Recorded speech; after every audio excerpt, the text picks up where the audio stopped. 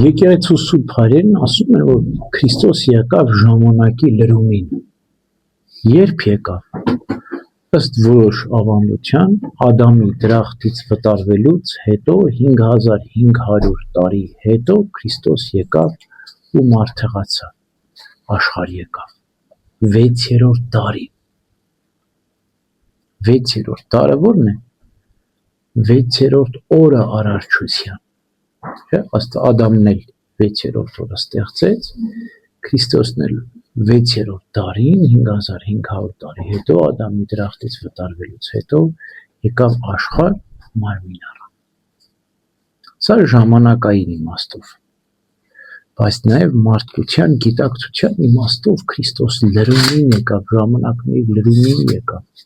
Ո՞րն էր այդ լրումը։ Երբ որ բոլոր մարգարեությունները պետք է կատարվեին նախ եւ առաջ Քրիստոսի ծնունդի, Քրիստոսի մկրտության, Երուսաղեմ մուտք գործելու,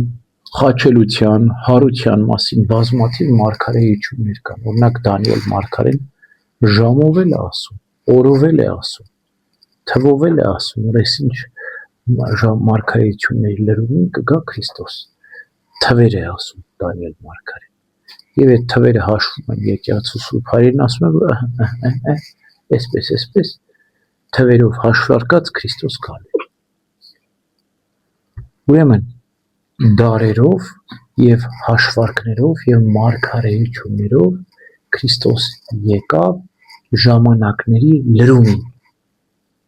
Բայց մի ավելի կարևոր հանգամանք կա, թե երբ եկավ Քրիստոս։ Երբ որ մարդկության գիտակցությունը հասունացել էր։ Դուք գիտեք, որ հեթանոսությունը հասունացել է այնպիսի մի մակարդակի, որ առանց հրեական կրոնի իմացության ասում էր, որ Աստված մեկ է։ Օրինակ Սոկրատեսը դուք գիտեք, որ սպանվել է։ Ինչի համար, որ ասել է Աստված մեկ է։ Սոկրատեսը հույն փիլիսոփա է մեծ։ Դե հույները բազմաստվածություն էին, չի ընդունում։ Բայց Սոկրատեսն ասում է, ոնց ես մտածում եմ Աստված մեկ պետք է։ Սոկրատես, Արիստոտել, Պլատոն, Քրիստոսի ժամանակակիցներն էին։ Այսինքն հույն ամենահզոր աստվածաբանական միտքը հեթանոսական անգամ եւ այս երեք հզոր սյուներին Սոկրատեսին, Արիստոտելին եւ Պլատոնին համարում են քրիստոնյա մինչեւ Քրիստոս։ Ասում են իրենք քրիստոնյա են մինչև Քրիստոս։ Եվ այնպիսի գեղեցիկ աստվածաբանություն ունեն այս սրանք, որ մենք, երբ որ քրիստոնեություն ընդունեցինք, շատ բաներ իմաստասիրական իմաստով Սոկրատեսից, Արիստոտելից, Պլատոնից վերցրեցինք։ Օրինակ Սուրբ Հովան Որոտնեցին ունի Արիստոտելի գործերի մեկնաբանություն, Արիստոտելի հեթանոս իմաստասերի գործերի մեկնաբանություն, մեկնություն, բացատրություն, Պլատոնի գործերի մեկնաբանություն։ Տեսնում եք, ոչ միայն քրիստոնյա են մինչև Քրիստոս, այլ նաև քրիստոնյա հեղինակները մինչև Քրիստոս քրիստոնյաներին մեկնում են։ Տեսեք ինչ հզոր գիտակցություն էր առաջացել։